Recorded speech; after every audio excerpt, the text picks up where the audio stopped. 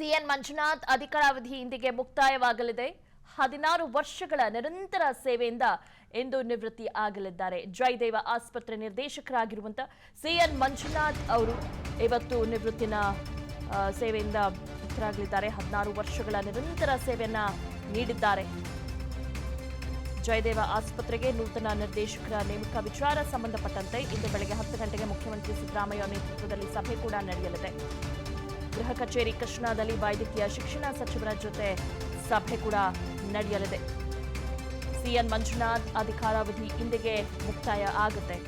16 ವರ್ಷಗಳ ನಿರಂತರ ಸೇವೆಯನ್ನ ಅವರು ನೀಡಿದ್ದಾರೆ. ಹೀಗಾಗಿ ಈಗ ನಿವೃತ್ತಿಯ ಸಮಯ. ಜಯದೇವ ಆಸ್ಪತ್ರೆ ನಿರ್ದೇಶಕರಾಗಿರುವಂತಹ ಸಿಎನ್ ಮಂಜುನಾಥ್ ಬೀಳ್ಕೊಡುಗೆ ಸಮಾರಂಭ ನಿನ್ನೆ ನಡೆದಿತ್ತು ಅವರಿಗೆ.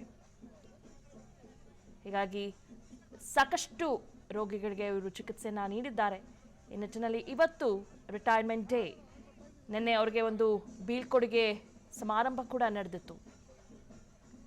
ಜಯದೇವ ಆಸ್ಪತ್ರೆಗೆ ಇವತ್ತು ನೂತನ ನಿರ್ದೇಶಕರನ್ನ ನೇಮಕ ಮಾಡಲಾಗುತ್ತೆ. ಆ ವಿಚಾರ ಸಂಬಂಧಪಟ್ಟಂತೆ ಇಂದು ಬೆಳಗ್ಗೆ 10 ಗಂಟೆಗೆ ಮುಖ್ಯಮಂತ್ರಿ ಸಿದ್ದರಾಮಯ್ಯ ಅವರು ಸಭೆಯನ್ನ ಕೂಡ ನಡೆಸಲಿದ್ದಾರೆ. ಗೃಹ ಕಚೇರಿ ಕೃಷ್ಣಾದಲ್ಲಿ ವೈದ್ಯಕೀಯ ಶಿಕ್ಷಣ ಸಚಿವರ ಜೊತೆ ಸಭೆ ನಡೆಯಲಿದೆ.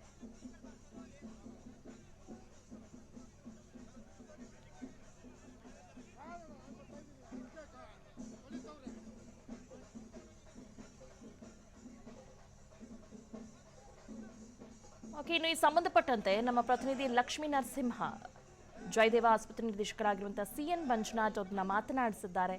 ಏನ್ ಹೇಳಿದ್ದಾರೆ ನೋಡೋಣ. ಹಾಗೂ ಮಧ್ಯಮ ವರ್ಗದ ಹೃದಯ ರೋಗಿಗಳಿಗೆ ಒಂದು ರೀತಿಯ ಸಂಜೀವಿನಿ ಅಂದ್ರೆ ಅದು ಜಯದೇವ ಆಸ್ಪತ್ರೆ. ಅದು ಕೂಡ ತಪ್ಪಾಗ್ಲಿಕ್ಕಿಲ್ಲ. ಯಾಕಂದ್ರೆ ಜಯದೇವ ಅಂದ್ರೆ ನಮಗೆಲ್ಲರೂ ಕೂಡ ನೆನಪಾಗ್ತಕ್ಕಂಥದ್ದು ಡಾಕ್ಟರ್ ಸಿಎನ್ ಮಂಜುನಾಥ್ ಅವರು. ಏನು ಸುಮಾರು 1.5 ದಶಕ ಅಂದ್ರೆ 16 ವರ್ಷಗಳ ಕಾಲ ಜಯದೇವನ್ನ ಕಟ್ಟಿ ಬೆಳೆಸೋದ್ರಲ್ಲಿ ಅಪಾರವಾದ ಶ್ರಮನ ಆಗ್ತಿರ್ತಕ್ಕಂಥದ್ರು.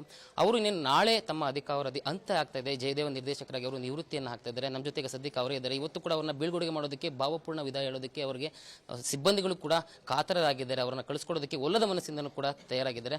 ಜೊತೆ ಅವರೇ ಇದ್ದಾರೆ, ಮಾತಾಡ್ತಾ ಇರ್ತೀನಿ. ಸರ್, ನಾಳೆ ತಮ್ಮ ಅಧಿಕಾರಾವಧಿ ಅಂತ್ಯ ಆಗ್ತಾ ಇದೆ. ನಿಜಕ್ಕೂ ಕೂಡ ಒಂದು ರೀತಿ ಎಲ್ಲರೂ ಕೂಡ ಮನಸ್ಸು ಗಟ್ಟಿ ಮಾಡ್ಕೋಬೇಕಂತ ಒಂದು ಸಂದರ್ಭ ಅಂತ ಹೇಳ್ಬೋದು. ಈಗ ಸದ್ಯಕ್ಕೆ ನಿಮ್ಮ ಒಂದು ಜರ್ನಿಯನ್ನ ಹಿಂದೆ ತಿರುಗಿ ನೋಡಿದಾಗ, ಜಯದೇವನ್ನ ನೋಡಿದಾಗ ಈಗ ಹೇಗನ್ಸುತ್ತೆ ಅಂತ ಸರ್? ಅಂದರೆ ಇದು ಒಂದು ಜಯದೇವ ಹೃದ್ರೋಗ ಸಂಸ್ಥೆ. ನಾನು 2006ನೇ ಇಸ್ವಿನಲ್ಲಿ ನಾನು ನಿರ್ದೇಶಕರಾಗಿ ಜವಾಬ್ದಾರಿ ವಹಿಸ್ಕೊಂಡ ಮೇಲೆ 500% ಬೆಳವಣಿಗೆಯನ್ನು ನಾವು ಕಂಡಿದ್ದೇವೆ. ಹಾಸಿಗೆ ಸಾಮರ್ಥ್ಯ ಮೊದಲು 300 ಇತ್ತು. ಇವತ್ತು 2000 ಹಾಸಿಗೆ ಸಾಮರ್ಥ್ಯ ಹೊಂದಿದ ಏಕೈಕ ಹೃದ್ರೋಗ ಸಂಸ್ಥೆ ಇದು ದಕ್ಷಿಣ ಏಷ್ಯಾದಲ್ಲಿ ಆಗಿದೆ. ಅದಕ್ಕಿಂತ ಹೆಚ್ಚಾಗಿ ಇವತ್ತು ಒಂದು ಕಾಲ ಇತ್ತು, ಏನಾದರೂ ಹೃದಯದ ಸಮಸ್ಯೆ ಇದ್ದರೆ ಅಥವಾ ಹೃದಯಕ್ಕೆ ಆಪರೇಷನ್ ಬೇಕು ಅಥವಾ ಏನಾದರೂ ಆಂಜಿಯೋಪ್ಲಾಸ್ಟಿ ಬೇಕು ಅಂತ ಇದ್ದರೆ ಎಷ್ಟೋ ಜನ ಇದನ್ನ ನಮ್ಮ ಬದುಕು ಮುಗಿತು ಅನ್ನುವ ಕಾಲಘಟ್ಟದಲ್ಲಿ ಇತ್ತು ಹಿಂದೆ. ಇವತ್ತು ಎಲ್ಲ ರೋಗಿಗಳಿಗೆ, ಎಲ್ಲ ವರ್ಗದ ರೋಗಿಗಳಿಗೆ, ಹಣ ಇರಲಿ ಇಲ್ಲದೆ ಇರಲಿ, ಇವತ್ತು ಜಯದೇವ ಹೃದ್ರೋಗ ಸಂಸ್ಥೆಯಲ್ಲಿ ಗುಣಮಟ್ಟದ ಚಿಕಿತ್ಸೆಯನ್ನು, ವಿಶ್ವದರ್ಜೆಯ ಮಟ್ಟದ ಚಿಕಿತ್ಸೆಯನ್ನು ನಾವು ಕೊಡುವುದರಲ್ಲಿ ಸಂಪೂರ್ಣ ಯಶಸ್ವಿಯಾಗಿದ್ದೇವೆ. ಆಗಲೇ ಹೇಳಿದೆ, ಈ ನಿವೃತ್ತಿ ಅನ್ನೋದು ಒಂದು ಅನಿವಾರ್ಯ ಆಗೇ ಆಗುತ್ತೆ ಯಾವುದೇ ವೃತ್ತಿಯಲ್ಲಿ. ನಂತರ ನೆನಪುಗಳು ಮಾತ್ರ ಯಾವಾಗಲೂ ಅಮರವಾಗೇ ಇರುತ್ತೆ. ಅಂದರೆ ವೈದ್ಯರಿಗೆ ಏನಾಗುತ್ತೆ ಅಂದರೆ ನಿವೃತ್ತಿ ಅನ್ನೋದಿರೋದಿಲ್ಲ ವೈದ್ಯರುಗಳಿಗೆ. ನಾನು ಹೃದ್ರೋಗ ತಜ್ಞನಾಗಿ ಬೇರೆ ಆಸ್ಪತ್ರೆಗಳಲ್ಲಿ ಕೆಲಸ ಮುಂದುವರಿಯುತ್ತೆ, ನನ್ನ ಸೇವೆ ಮುಂದುವರಿಯುತ್ತೆ. ಹಾಗೆಯೇ ಹಲವಾರು ಕಡೆ ನಾವು ಉಪನ್ಯಾಸಗಳನ್ನು ಕೊಡಬೇಕಾಗುತ್ತೆ ಮತ್ತು ಹೃದ್ರೋಗ ಶಾಸ್ತ್ರದ ವಿದ್ಯಾರ್ಥಿಗಳಿಗೆ ನಾವು ಅವರಿಗೆ ಟೀಚ್ ಮಾಡೋಂಥ ಅವಕಾಶ ಇದ್ದೇ ಇರುತ್ತೆ.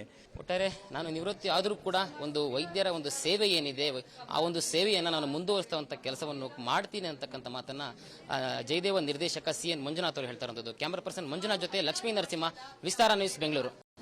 ಅನುಕ್ಷಣದ ಸುದ್ದಿಗಳಿಗಾಗಿ ವಿಸ್ತಾರ ನ್ಯೂಸ್ ಯೂಟ್ಯೂಬ್ ಚಾನೆಲ್ ಸಬ್ಸ್ಕ್ರೈಬ್ ಮಾಡಿ.